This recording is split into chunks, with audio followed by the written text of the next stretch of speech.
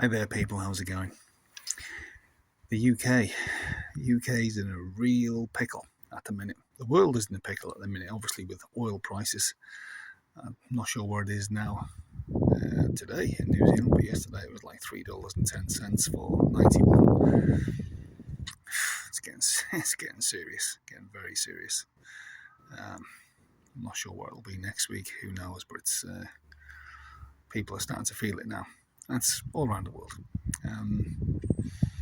Whether you support Donald Trump, I'm sure many of you would have supported him at one stage and now don't support him. I'm still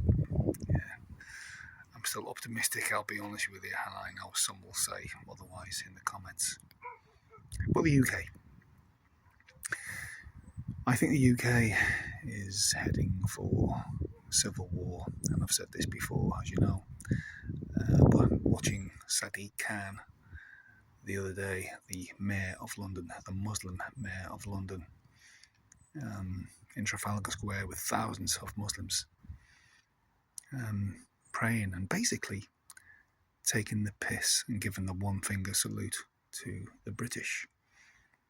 Some of the things he was saying are just horrendous. This man has always had a hidden agenda, and he's been put there. He's been enabled by especially the Labour Party, but Conservatives as well. And how long has he been the Mayor of London? This man, this enemy, I believe, of the UK. He has ordered the Metropolitan Police, the London Police, to arrest Christians reading the Bible, people praying in the street in London. He's ordered the police to arrest them physically, very often. And yet, Muslims in their thousands get down and pray anywhere. And he did it with them as well, just the other day in Trafalgar Square. They're taking ownership, they're stamping their authority on the UK, saying this is ours now, and there's nothing you can do about it. The media are on their side. The BBC most certainly are on his side and their side. Politicians, Labour and Conservative, are on their side. For some reason, they hate Britain. They hate Britain. Not only the Islamists, the Muslims, but politicians of all stripes hate Britain. Nigel Farage was the saviour, He said all the right things a few years ago, and people had faith in him. And now he's backtracking. I watched an interview just the other day with Nigel Farage. I forget who it was, but the interviewer said, can we do mass deportations of Muslims from the UK? And he said, impossible, impossible, can't be done. Already he's capitulated. He's capitulated to radical Islam. He's not going to do anything. Nigel Farage as Prime Minister, he's just going to kick the can down the road and do nothing. He's going to be a huge anticlimax. The man for the moment is Rupert Lowe and the Restore Party. He's saying it, and he keeps on saying it, no matter how unpopular it is, he's still saying it. What he's going to do, mass deportations. And I believe mass deportations is what's needed. That's the only thing that will fix the UK. It might ignite a civil war. Well, people, you're best off having a civil war now than 5-10 years later, because at least a civil war is winnable right now. 10 years' time, it's not going to be winnable. 5 years' time, maybe, it's not going to be winnable, because these people are flooding in. It's the great replacement, there's no doubt about it. These fighting age young Muslim men from the Middle East and Africa, all over Africa, have been flooding in for years, in their hundreds and hundreds of thousands, enabled by Conservatives and Labour governments, and promoted by the media. Anyone against it were far right and racists. That's what they've been saying, calling people names, destroying people's lives. That's the media and politicians and celebrities. Desperate to be woke, desperate to be accepted by their new overlords. It's incredible what's happening, to see this happening before your very eyes. I'm in New Zealand. I have been for the last 24 years. Sometimes I wish I was 30 years younger because I'd be back in the UK. But it concerns me. I'm watching this unfold. I've been watching, should I say, YouTubers that I've watched for years. And all his mates, they were fully on the Farage train. Some of them still are. And they're getting ripped off, and it's caused this division. I mean, I can't understand some on that side of the fence, like the ones I support, Nigel Farage, are saying there can't be mass deportations. If there can't be mass deportations, then things are just going to carry on. Because Nigel Farage is not going to stop these thousands and thousands that are coming in every week. He's not going to stop it.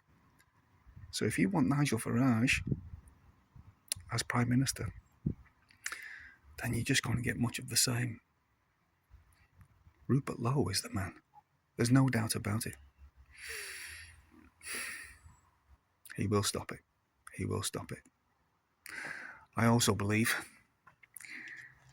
that the only people that are armed in the UK are not just the military and the police, but it's Muslims. And I believe, quite possibly, I might be wrong, but their caches of weapons are under every single one of their mosques. I know that's a very controversial statement, but I believe they are. And when the nod is given, the signal is given, they'll go to their mosques and just get their weapons and just come out onto the streets and do what they're going to do.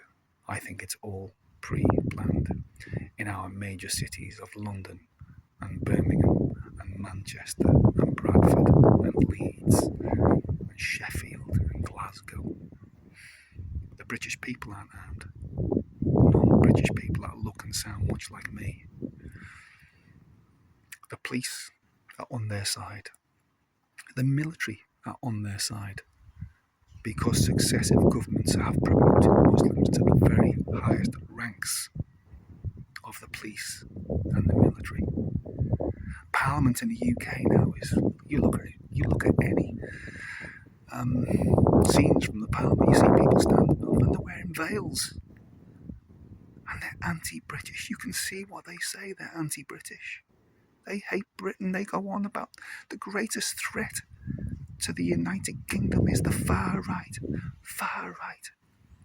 All the time, that's what they're saying. They know it's not true. The media aren't calling them out on it. Politicians don't even call them out on it.